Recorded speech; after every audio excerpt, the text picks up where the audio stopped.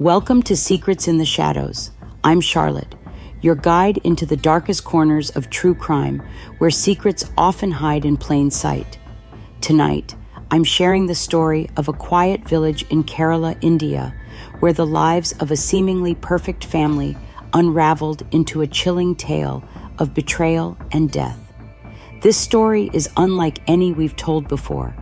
It's a tale of love turned sinister, a home that held the promise of family but became a house of horror, and a woman whose charm and wit hid the darkest of intentions. Before we begin, a warning: viewer discretion is advised. This story contains details of murder, betrayal, and the devastation of families. If you're new here, don't forget to subscribe to Secrets in the Shadows. Now let's uncover the truth behind the pink house and the story of Jolly Joseph. The Thomas family of Kudathai was well loved in their small village. Tom Thomas, the patriarch, worked as a respected officer in the education department. His wife, Anima, was a retired teacher known for her kindness and culinary talent. Their home, the pink house, was always filled with warmth and laughter. Friends and neighbors were welcomed with a plate of snacks, a cup of tea, and an open door.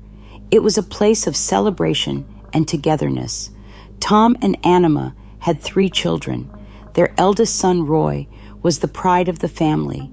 He was charming, responsible, and the apple of their eye. In 1997, Roy married Jolly Joseph, a young woman who seemed perfect for the family. She was educated, polite, and claimed to be a professor at a prestigious institution. The Pink House became a hub of activity. Festivals were celebrated with grandeur, and the Thomas family stood as an example of happiness and unity. But behind the scenes, things were changing. In 2002, the first tragedy struck the Thomas family. Anima Thomas, the family matriarch, suddenly collapsed after drinking a glass of water. The family rushed her to the hospital, but it was too late. The doctors ruled her death a heart attack. It didn't make sense. Anima had always been healthy and full of life. The family was devastated. Anima was the heart of the pink house, and her loss left a void that could never be filled. But the family didn't question the circumstances. They had no reason to suspect anything sinister. Life moved on, but the warmth of the pink house had dimmed, and it wasn't long before tragedy struck again. 6 years later, in 2008, Tom Thomas collapsed in his study. His death, like Anima's, was ruled a heart attack. Now 2 pillars of the Thomas family were gone. The once lively pink house was growing quieter, and whispers began circulating in the village. But for the Thomas family, life continued. Roy stepped up to support his siblings, and Jolly became the matriarch of the household. At least, that's how it seemed. In 2011, the unthinkable happened. Roy Thomas, Jolly's husband, was found dead in the bathroom of the pink house. The door was locked from the inside, and his death was initially ruled a suicide. But Roy's brother, Rojo, couldn't shake the feeling that something wasn't right. He requested a post-mortem report, and the results shocked everyone. Roy hadn't died by suicide. He had been poisoned with cyanide. The family and the village were in disbelief. 3 deaths, all unexplained, all within one family.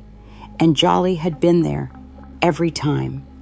By 2017, just a year after Silly Shaju's death, Jolly remarried. Her new husband was Shaju Zakaria, her late cousin-in-law.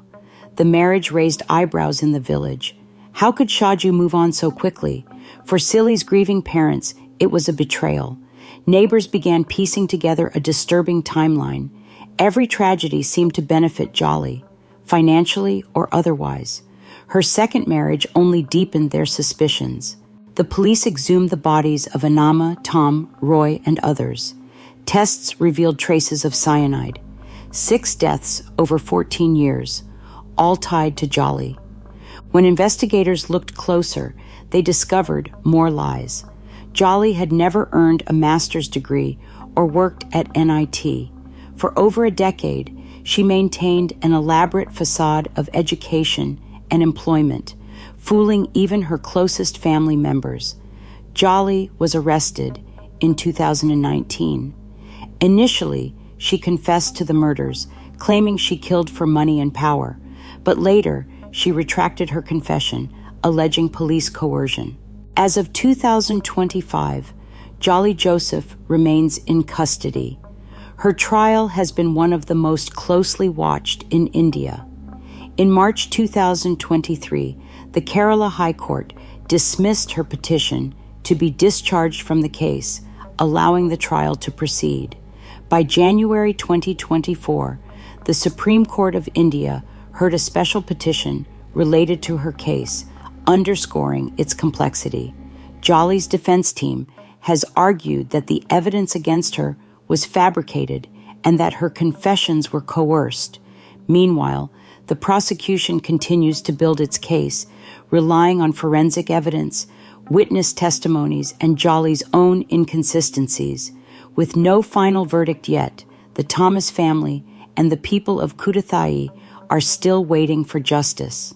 The Pink House, once a symbol of joy and community, now stands as a haunting reminder of the lives lost.